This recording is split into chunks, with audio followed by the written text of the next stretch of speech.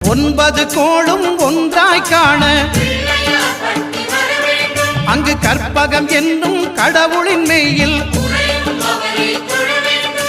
சூரியன் முதலாய் 9 கிரகமும் பலவித குணங்களை கொண்டிருக்கும் எங்கள் கற்பக தருவில் அவை வரும்போது ஒன்றாய் சேர்ந்து பலனளிக்கும்.